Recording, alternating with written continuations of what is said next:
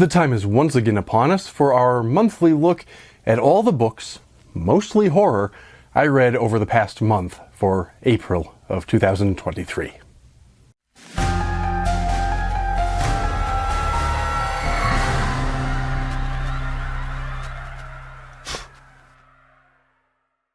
So last month, when I made the previous entry in this particular video series about the books that I've been reading, one of you wrote in the comments that I'd read a rather odd collection of books.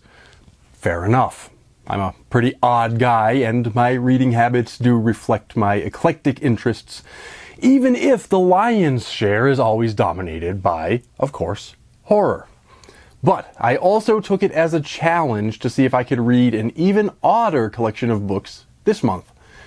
So let's see how I did, once again presenting the books in the order in which I read them. Because this is a horror channel, the first book on our list is, of course, a cookbook. But before y'all click away, it is a horror-themed cookbook. I finally picked up a copy of this book, The Necronomnom by Mike Slater. This is an H.P. Lovecraft-themed cookbook, and it's delightful. It's fairly rare that we find a cookbook that's actually fun to just sit down and read cover to cover. I do tend to do so with a lot of the cookbooks that I read, just so I can have a good idea of what's in them before I start making the dishes, and because I like to review books promptly once I do read them, but usually it's not the most fun exercise to just sit down and read a cookbook cover to cover. In this case, though, with all of the recipes translated into Lovecraftian terminology and format, they're actually pretty fun to read purely for the joy of reading them, even if one never has any intention of cooking even one of the recipes. However, cook them you should, though not all of them are to my own taste, which is what one expects from any cookbook. This is no mere novelty. The recipes are actually quite well thought out, and most home chefs will have a lot of fun sampling the book's various offerings. The book itself is sort of a work of art. It's got really nice Lovecraftian artwork. It looks like you're reading the Necronomicon when you read this. I will say, though, that reading through the recipes can prove a bit of a challenge. Some of the ingredient names are, let's just say, they're highly stylized. For example, one recipe, entitled At the Fountains of Madness, calls for Ursus gaume encased in ice. Translated into common terms, that's gummy bears in ice cubes. Other recipes, for example, call for tomatoes to be diced, but go on to clarify that any decahedral configuration will do. It even includes one of my favorite steps ever written in any recipe. After preparing a component for one of the dishes, we are instructed to set this abomination aside. Some of them are even written in rhyming verse. Because of the highly stylized format of the recipes, and indeed even their titles, which don't always go very far toward telling you what the recipe is meant to be for, it can be a difficult read if you're just looking to actually cook something. But the authors thought of that. The book includes an appendix at the back entitled The Rites Revealed, in which they use subheadings to clarify what each recipe is meant to be, as well as more traditional ingredient lists and cooking instructions translated into simple English. Because of that, you should know that you're getting fewer recipes than a book of this size might otherwise suggest, but you do get the benefit both of the highly entertaining stylized recipes up front, as well as the more cook-friendly simplified versions at the back. And like I said, the book itself is a work of art. It's fully illustrated, not with drawings or photographs of each dish, but with sketches that look right out of the Necronomicon itself. In other words, if you're any kind of Lovecraft fan like me, this book excels both as a novelty item and as a functional cookbook. I'll be keeping my copy near the kitchen for regular reference. And when I say I'll be keeping it near my kitchen, I do in fact mean it'll be on the bookcase right next to my copy of Grey's Anatomy and the rest of the cookbooks. Next up, I read a sequel. The first book was called The Slob by Aaron Beauregard, which I've mentioned on this channel a couple times before. I read it maybe a year or two ago, and I loved it. It's the story of a clean freak woman who sells carpet cleaners door to door. When she knocks on the wrong door, however, she finds herself captured by the Slob, and he lives up to his name in some truly horrifying ways. The Slob is, in many ways, one of my favorite recent works of extreme horror. As a fairly jaded horror fan, it takes a lot to get under my skin.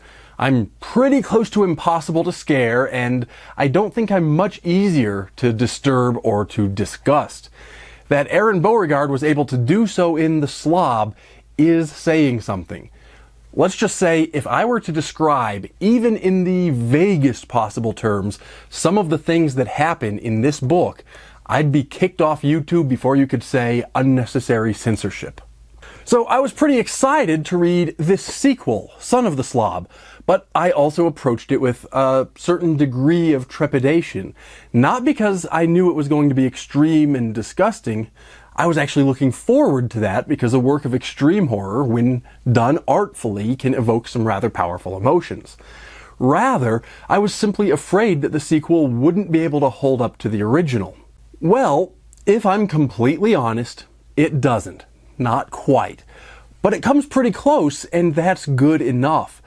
Though this sequel is similarly extreme and disturbing, particularly in its second half, once things really get moving, it just didn't manage to push my own buttons to quite the same degree as the original. Largely, that may be a matter of personal preference.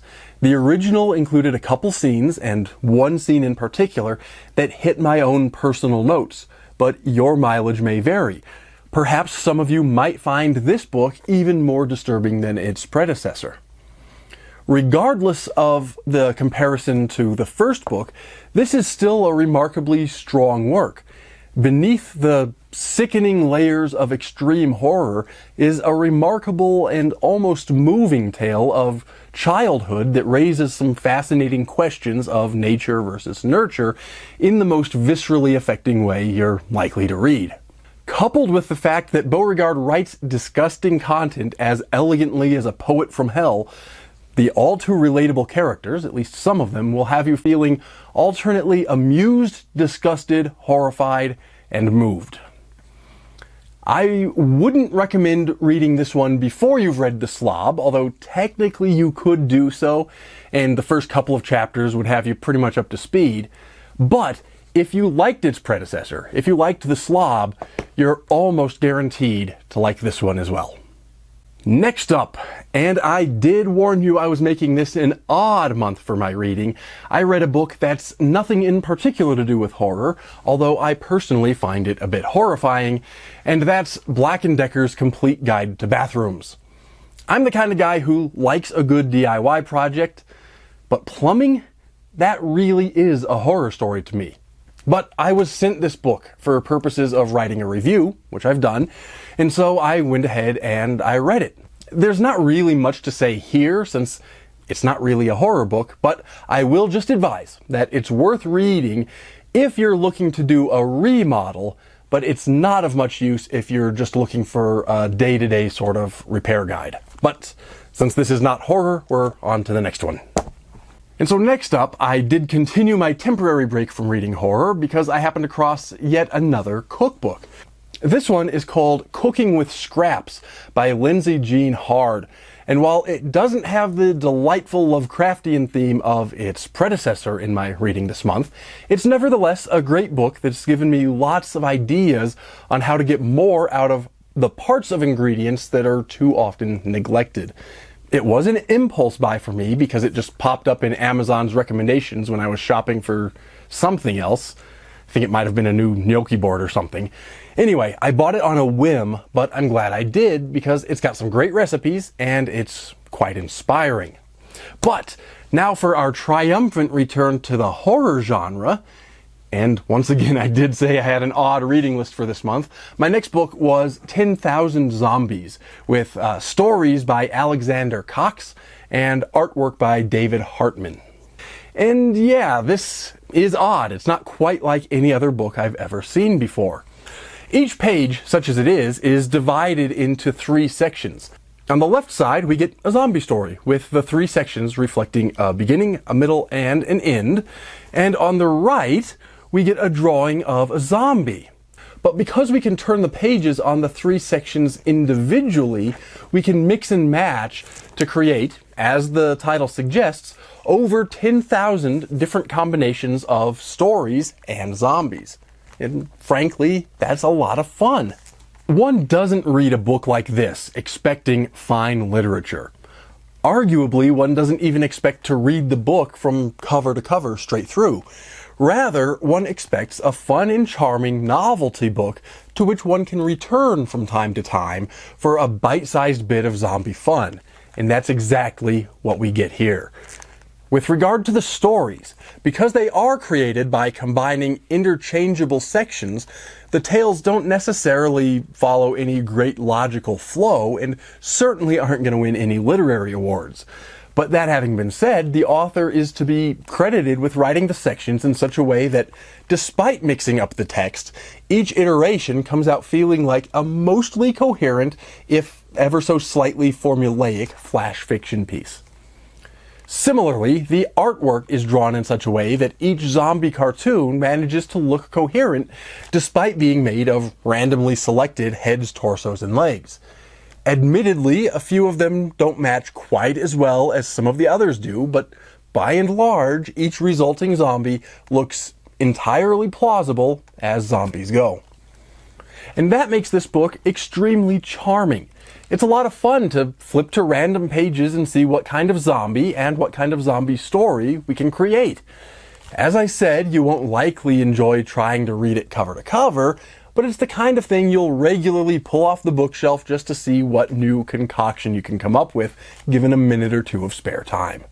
This also makes a perfect novelty gift for the horror or zombie fan in your life, or treat yourself to a gift, because we all need more zombies in our lives, right? But unfortunately, that brings us just almost up to the present. I honestly didn't get through all that many books this month. It's been a busy one for me with lots of business planning going on in the background. The bad news, of course, is all that work cut into my reading time a bit. But the good news is that I have not just one, but several projects in the works, which I'm looking forward to being able to tell you all about in the coming weeks or months. I think you're all going to like what I've been working on, so be sure you've subscribed and rung that notification bell so you don't miss out. Just to tease you a little bit, I'll just say that at least one of those projects has something to do with horror literature, so those of you who follow this video series are probably going to like it. Anyway, to close out this month's reading roundup, I have started, but not yet finished, reading Don't Fear the Reaper by Stephen Graham Jones. It's a sequel to 2021's My Heart is a Chainsaw by the same author, which was a truly excellent book, particularly for those with a knowledge of or fondness for slasher movies. This one picks up a few years after the events of that book, and, well, you're going to have to wait until next month for my review. I'm just about halfway through it now, but I don't really want to share too much of what I'm thinking about now until I've finished.